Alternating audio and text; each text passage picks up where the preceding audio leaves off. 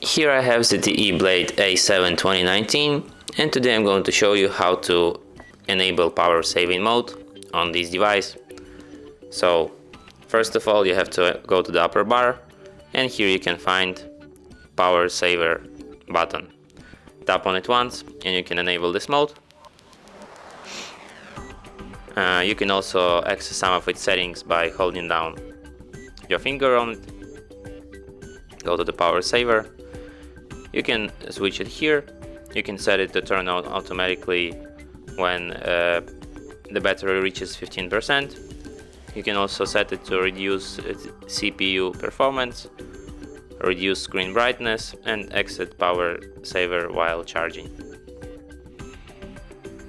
And that's it. Thanks for watching. If you find this tutorial useful, don't forget to hit that like button and subscribe to our channel.